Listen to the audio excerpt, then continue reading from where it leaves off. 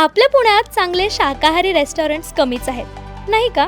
पण आता no worries, presenting पुणेरी village.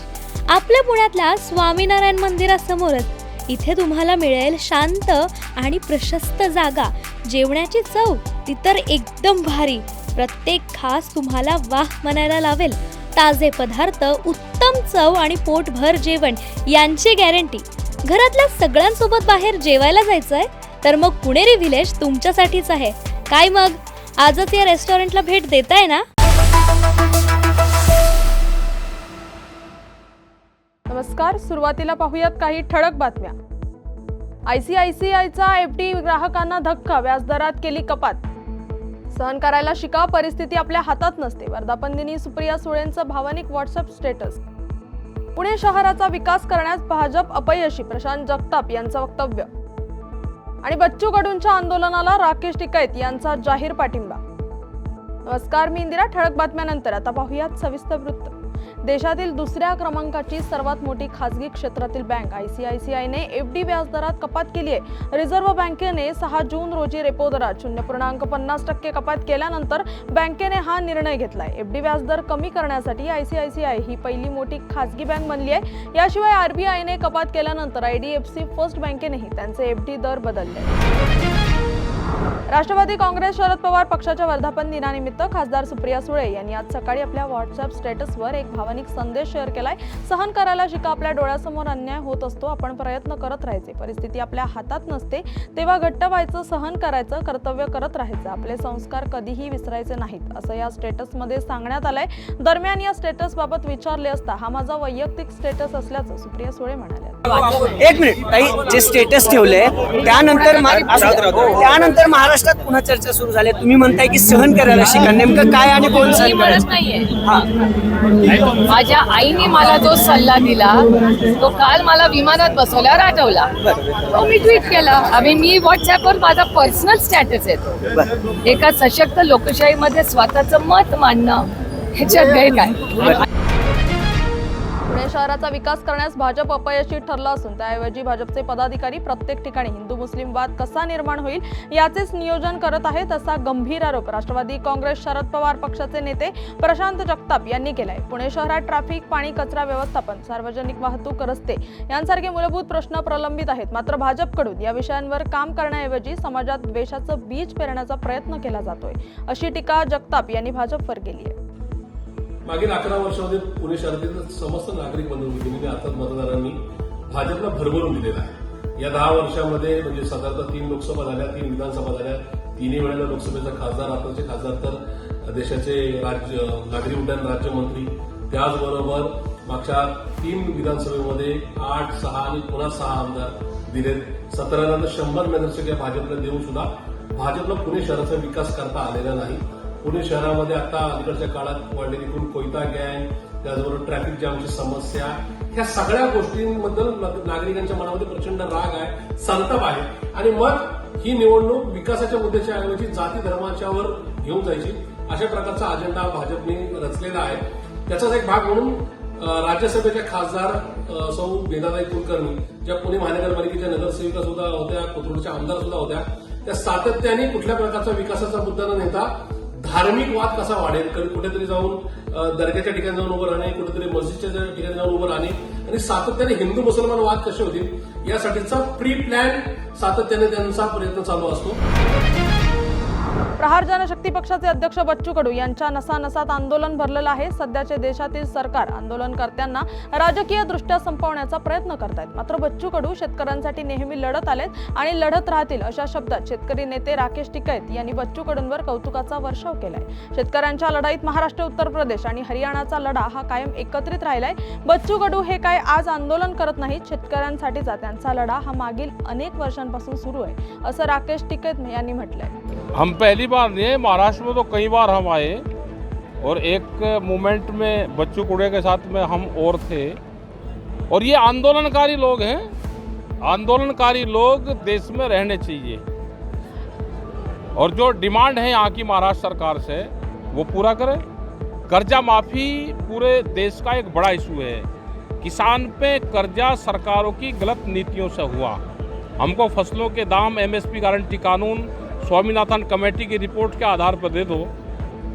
हमारा जो पुराना कर्जा है उसको सरकार माफ़ करे, उद्योगपतियों का माफ़ करेगी, किसानों का कर्जा माफ़ नहीं करेगी तो ज़मीन छीनने का बड़ा प्रोग्राम सरकारों का है। जो दिव्यांग है यहाँ पे और जो जिस तरह की पॉलिसी उन्होंने लेकर आए उसको सरकार पूरा करे।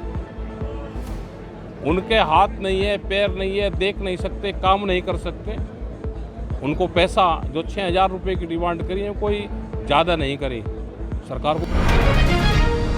पत्रात वेळ झाली आहे छोट्याशा विश्रांतीची, लगेचच परत येऊ, तोपर्यंत पाहत राहा न्यूज अनकट।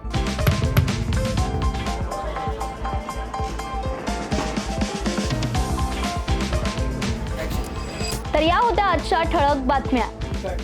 हा काही रॅन्डम गोंधळ नाही, ब्रेकिंग न्यूजच्या पुढे जाऊन जगाच्या कानाकोपऱ्यातलं अनकट सत्य दाखवणारे आम्ही आहोत न्यूज अनकट। न्यूज अनकट म्हणजे फक्त बातमी नाही तर प्रत्येक घडामोडी मागचं खरं रॉ ट्रुथ, जगाच्या कानाकोपऱ्यातलं 100% अनकट सत्य।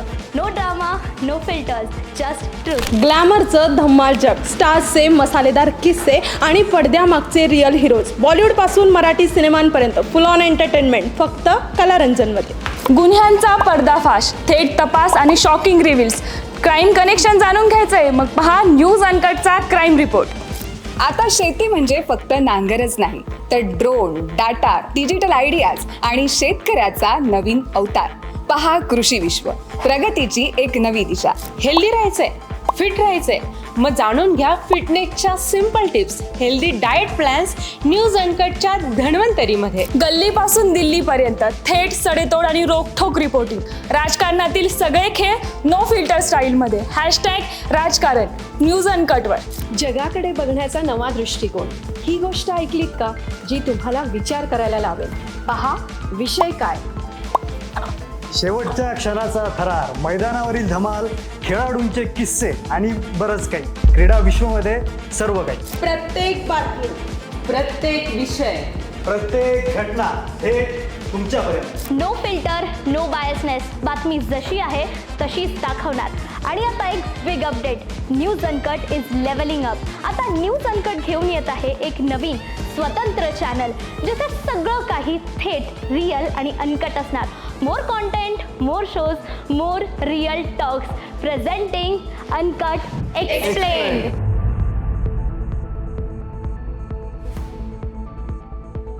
बातमीपत्रात पुन्हा एकदा स्वागत। आता पाहूयात उर्वरित काही महत्त्वाच्या घडामोडी। कृषी मंत्री माणिकराव कोकाटेंनी नैसर्गिक आपत्तीच्या दुष्टचक्रात सापडलेल्या शेतकऱ्यांची माफी मागावी आणि त्यानंतरच यवतमाळ जिल्ह्यात पाय ठेवावा, अन्यथा याचे परिणाम भोगावे लागतील असा इशारा स्वाभिमानी शेतकरी संघटनेच्या मनीष जाधव यांच्या वतीनं देण्यात आलाय।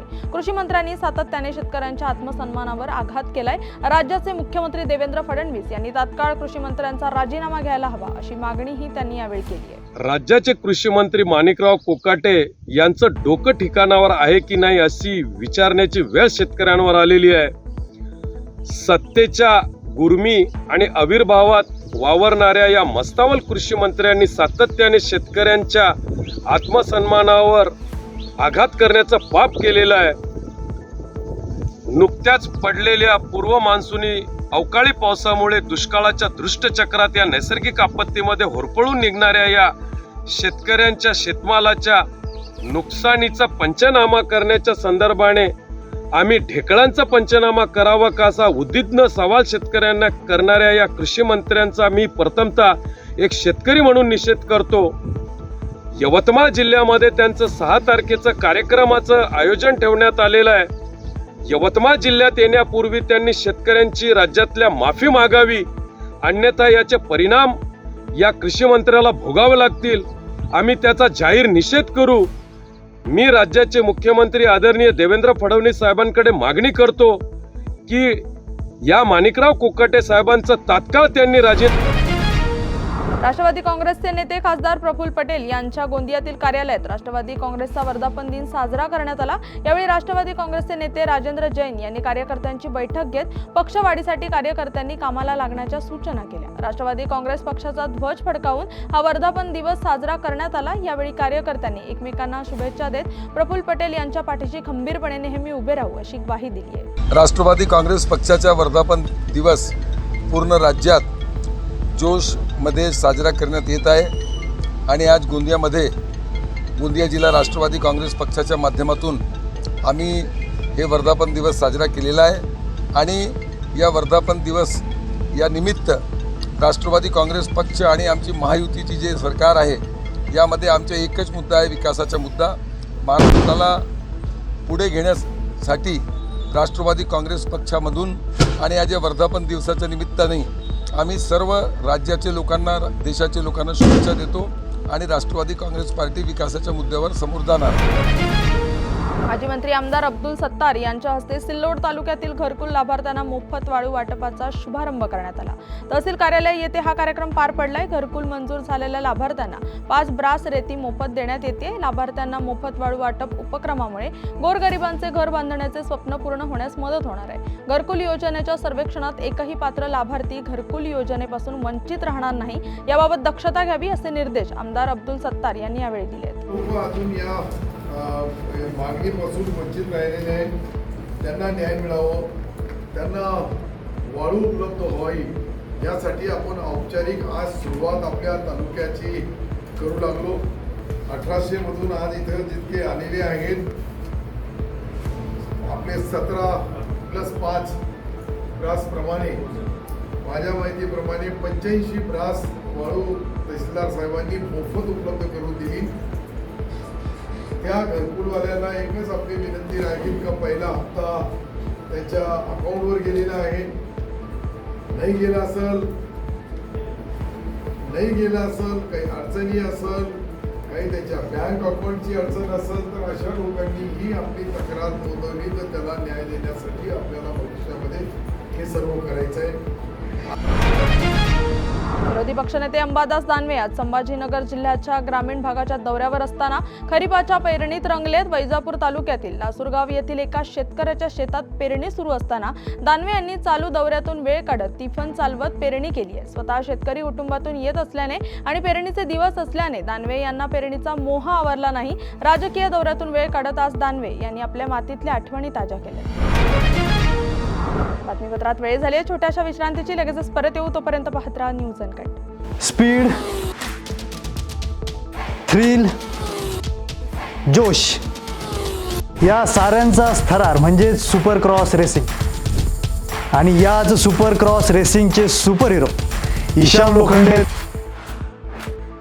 लवकरच येत आहेत आपल्या भेटीला न्यूज अनकटच्या क्रीडा विश्वमध्ये. बातमीपत्रात पुन्हा एकदा स्वागत. आता पाहूयात उर्वरित काही महत्त्वाच्या घडामोडी. बीड मतदारसंघातील ग्रामीण भागातील नाळवंडी, पालीसह इतर जिल्हा परिषद गटातील ग्रामीण रस्त्यांची कामे आमदार संदीप क्षीरसागर यांनी अडविल्याचा आरोप करत अनेक गावचे सरपंच पदाधिकाऱ्यांनी बीड जिल्हाधिकारी कार्यालयासमोर धरणे आंदोलन केले. आमदार क्षीरसागर यांनी विकास कामे अडवू नये अशी मागणी करत नागरिकांनी जिल्हाधिकाऱ्यांना तक्रार केली आहे. भाजपचे जिल्हा सचिव शांतीनाथ डोरले यांच्या नेतृत्वाखाली हे आंदोलन करण्यात आले. यावेळी राष्ट्रवादी काँग्रेसचे युवा नेते डॉक्टर योगेश क्षीरसागर, माजी नगरसेवक नाईकवाडे यांसह अनेक नागरिक उपस्थित होते. जिल्हा परिषद आणि PWDच्या संबंधित प्रशासकीय अधिकाऱ्याला म्हणलं की बाबा आमचे मार्कआउट टाकून द्या. बीड मतदारसंघात 150 ग्रामपंचायत अशा आहेत, प्रत्येक सरपंचाला प्रॉब्लेम यायला इथं. तर हे PWD आणि जिल्हा परिषदचे इंजिनियर लोक डायरेक्ट सांगतात की आमदार साहेबांचं काय आहे तर मिटवा अगोदर, आणि नंतर त्यांनी आम्हाला सांगितलं त्यांचं मिटविल्याशिवाय आम्ही काय तुम्हाला मार्कआउट देणार नाही. त्याच्यामुळे गेली 6 महिन्यापासून वर्क ऑर्डर होऊन सुद्धा विकास कामं थांबलेली आहेत. त्यांचं डायरेक्ट म्हणणं आहे, PWDच्या प्रशासकीय अधिकाऱ्याचं म्हणणं आहे किंवा त्यांचं काय जे असेल ती टक्केवारी जी काय असेल ती तुम्ही द्या, त्याच्याशिवाय तुमच्या कामाचं मार्कआउट मिळणार नाही. आता तुमची काय मागणी? आमचं म्हणणं आहे की आमची जी काय विकास कामं आहेत, वर्क ऑर्डर जेवढ्या झाल्यात त्या सगळ्याचे मार्कआउट द्यावात. प्रशासनाने, संबंधित प्रशासनाने तात्काळ आम्हाला मार्कआउट द्यावा आणि विकास कामं चालू करा. छत्रपती संभाजीनगरचे उद्योजक संतोष लड्डा दरोडा प्रकरणात चोरीला गेलेल्या 32 किलो चांदींपैकी जवळपास 30 किलो चांदी गुन्हे शाखेच्या पथकाने जप्त केली आहे. एन्काउंटर झालेला अमोल बाबूराव खोतकर याची बहीण रोहिणी हिची 3 दिवसांपासून चौकशी सुरू होती. या चौकशीत तिने सांगितलेल्या गॅरेजमध्ये उभ्या असलेल्या फोक्सवॅगन कारच्या डिक्कीत चांदीचे दागिने सापडलेत. पोलिसांनी या ठिकाणी छापा टाकला असता गाडीच्या डिक्कीत लड्डांच्या घरातून चोरीला गेलेले चांदीचे ताट, ग्लास, चमचे, वाट्या, जग असा 30 किलोंचा ऐवज सापडलाय. लातूरच्या देवणी येथे विद्यामृत शिक्षण प्रसारक मंडळ अंतर्गत येणाऱ्या माता नर्गिस दत्त विद्यालयात MCVCचे 11वी-12वीचे वर्ग चालवले जातात. मात्र गेल्या अनेक वर्षांपासून या ठिकाणी हे वर्ग चालवण्यासाठी इमारतच उपलब्ध नाहीये. तरी सुद्धा त्या ठिकाणी बेकायदेशीर पद्धतीने वर्ग चालवून शासनाची दिशाभूल केल्याचा आरोप संजय अंबुलगे यांनी निवेदनाद्वारे केलाय. याबाबतीत चौकशी अहवालात काय सिद्ध होईल त्या अनुषंगाने आम्ही त्या त्रुटी पूर्ण करू, अशी प्रतिक्रिया संस्थेचे अध्यक्ष नागेश जीवने यांनी दिली आहे. इथं पहिलं मेन मुद्दा आहे की 25-30 वर्ष झाले इथं बिल्डिंगच नाही. मेन मुद्दा बिल्डिंग नाही, इथं भौतिक सुविधाचा संबंधच येत नाही. हे आहे माध्यमिकची शाळा आहे इथं, हे माध्यमिकची शाळा आहे इथं 25-30 वर्ष झाले इथं बोगस पगारी उचलतात. वर्ग नाही, गिर नाही, काही नाही, सगळं ह्याच्यात आहे ना. तिसऱ्या अहवालामध्ये समितीमध्ये आहे ना सगळं. होते का मुलं, काही नाही. 1,000 रुपये देऊन सरी मुलं आणलते. आयडेंटिटी तपासणी केली, ते तपासणी केली, सगळ्याला बाहेर घातले. तुम्हाला सांगतो काहीच नाही. बिल्डिंग नाही तर भौतिक सुविधा आणि सगळे कागदोपत्री चालते. लातूरला पैसे देऊन पगारी काढते 10,000 रुपये एका शिक्षकाचे. म्हणजे काहीच नाही इथं. 30 वर्ष झालं पगारी घरात बसून झोपून पगार घेतात तुम्हाला सांगतो. आणि संस्था चालकाच्याच मुलं लेकरं इथं शाळेमध्ये आहेत तुम्हाला सांगतो. घरी बसून झोपून पगार घेतात लाख 1.5 लाख रुपये तुम्हाला सांगतो. नेमकं तक्रार काय, मागणी काय? मागणी काय, इथं मान्यता काढून घ्यायला पाहिजे. इथं कॉलेजच नाही, बिल्डिंग नाही, भौतिक सुविधा नाही. 30 वर्ष झालं तुम्हाला सांगतो. एखादी वर्ष नाही, काही नाही, 30 वर्ष झालं तुम्हाला सांगतो. 30 वर्ष झालं. मान्यता काढून कडक कारवाई. माझं हे म्हणणं आहे की 97ला मान्यता मिळाल्यानंतर दरवर्षी विद्यार्थ्यांचं ॲडमिशन झाल्याशिवाय त्यांचं पास झाल्याचं रिझल्ट आल्यानंतर त्याला बोगस कसं म्हणता येईल सर? ते म्हणतात की स्ट्रक्चर नाही आहे, बिल्डिंग नाही. होतं ना सर. स्ट्रक्चर असल्यामुळेच विद्यार्थी बसवतात ना. आपण स्ट्रक्चरमध्येच बसवावं लागेल ना. विद्यार्थी कुठं बसवतात? त्यांनी जो आरोप केला आहे त्याच्यामध्ये काय तर नाही होत आहे. थोडा आता रूम्स बरोबर नव्हते, आता ते आपण व्यवस्थित करून घेतो. चौकशा झाल्या, यापूर्वी 2 चौकशा झाल्या, आजही चौकशी नाही. चौकशीमध्ये त्यांनी काय सूचना केल्या होत्या आम्हाला, ते दुरुस्त करून घ्यायचा आम्ही प्रयत्न करत आहोत संस्था. आजही एक चौकशी समिती आली. होय. त्यांचं काय म्हणणं आहे? ते त्यांचं म्हणणं बघत ना. आता चौकशी संपल्यानंतर ते सूचना देतील, त्याच्यामध्ये काय त्यांनी सूचना देतील त्याच्याप्रमाणे दुरुस्त. बातमीचा वेळ झाली आहे. बातमीपत्रात इथेच थांबायची. तोपर्यंत पाहत राहा न्यूज अनकट.